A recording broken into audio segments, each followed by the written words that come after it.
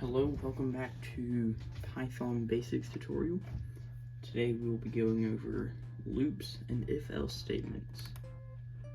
So, first let's go over the if-else statements. So, here we define the age, name, and the order in 20, and print it. But then down here we have it do the same thing and then print it. So, we can fix that. We can make that better by removing this and then doing if age is greater than 20, and you will set older than 22. True. So we can get rid of this part, defining the older than 20 first, and then we can have it print age, and then print older than 20, and then print name. So now it will automatically, so basically if the age is greater than 20, it'll set older than 20 to true. So right now age is at 3, so it should turn out false. Okay, so we need to define older than 20 first. So right up here, we are going to just older than 20 equals, and let's by default set this to false. Alright, so George Smith's age is 3, so it did not change it to true. If we set this to, let's say 45, there now, instead of having it the default false, age is greater than 20, so it says it true. Now we can have it else if, so that's L, and then if, or else if, and then age is less than 20.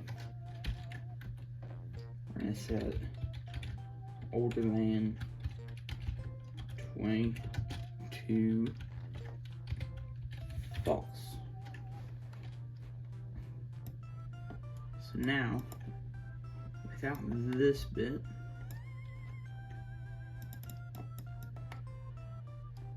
if we didn't have this bit,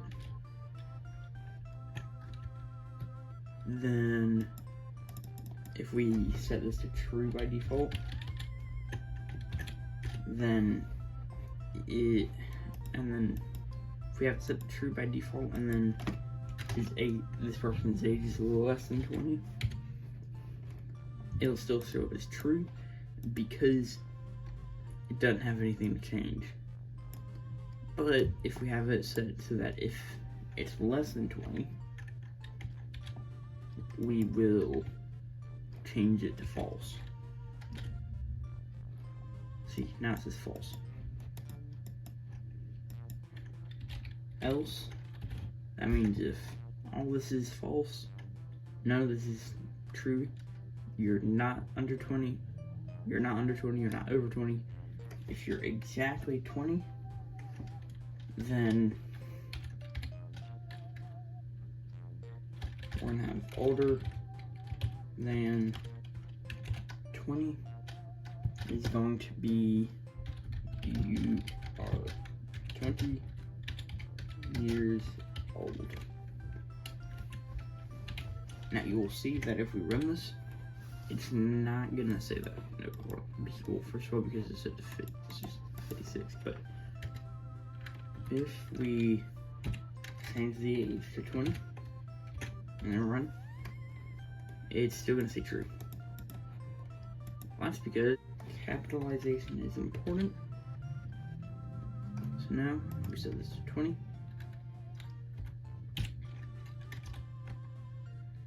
Save, run. You're 20 years old. Alright, now, let's say we wanted it to run something more than once. We would use a loop for that.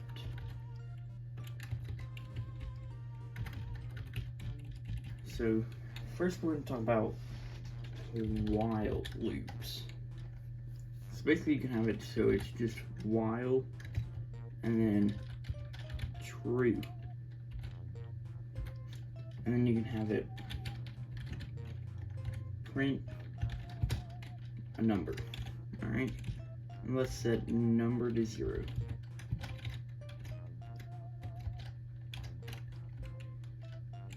And then we can have it so that number is equal to number plus 1.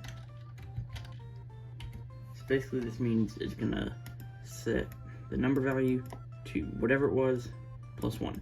So if you set to 0, it's gonna set it to 1. If you set to 1, it's gonna add 1, make it 2.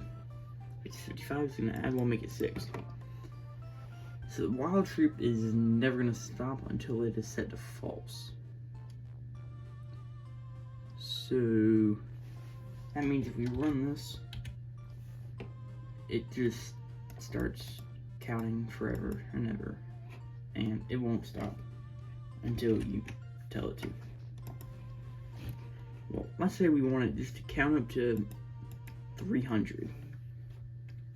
So we're going to have a while number is less than 300.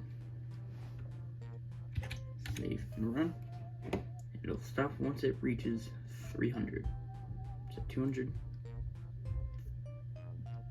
It set it to 300 and then stopped. It didn't print it because print comes before setting the number. So if we have it print the number at the end of the program and then run it, it'll count all the way up to 300 and then print the number 300. See, right there.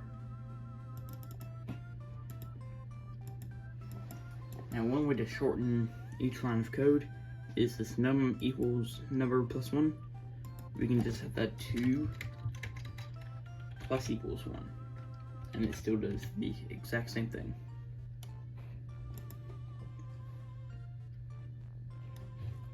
So now it counts up to 300. We can then use for loops. So this can be used with lists or just straight up counting like we just did. We'll get into lists later, but for now we're just gonna do for I in range, and this is your minimum and your maximum. So we're just gonna set the maximum to 10.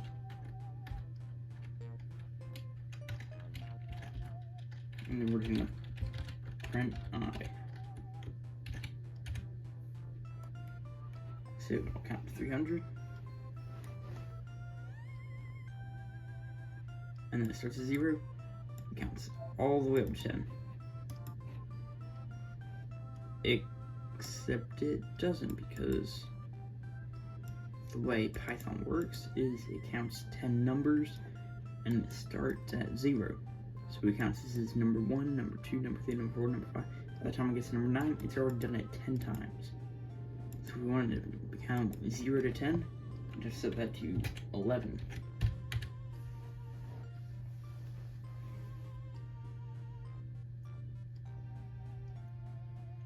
Now it counts from 0 to 10. Or what we can do is change this to be 1 and then 10. Nope, not 9, 10. So now that'll start at 1, count to 10.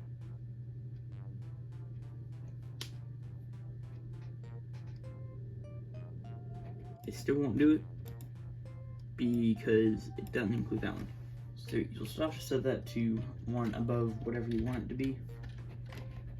I'm just gonna comment this out real quick. Now it counts up to 10. That's printing the number right here, and then it counts from 1 to 10. One final thing we can do is if we just set this to 101, so it counts from 1 to 100. You can add one more parameter saying how many we want it to count by. So if we let it count by 5, then it'll count by 5s. But of course you start at 1, so 6, 11, 16, 21, 26, all the way up to 96. But if we have it start at 0, it'll now be in increments of 5, starting with 0, 5, 10, 15, 20. Another thing we can do is add an else statement. So else. So that means once this loop is finished running, then it'll do what's in the else. So we can have it print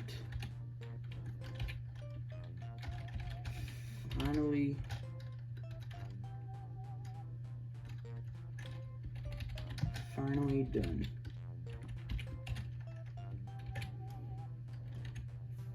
Now it'll count to 100, finally done. Now, this will not be executed if we add a break in it. So it's gonna print that, and then if I is equal to, let's say 50, then we can break, which means it'll stop altogether at 50.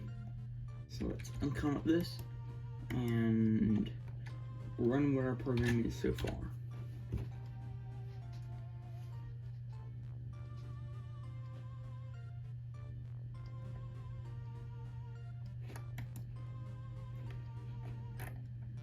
Alright, we can, let's go ahead and copy that and paste, but get rid of the break.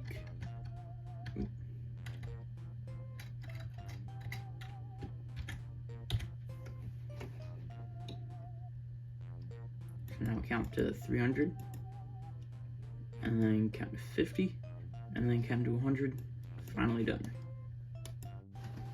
That is it for today. Next week I'll be going over lists, inputs, and the time.sleep function.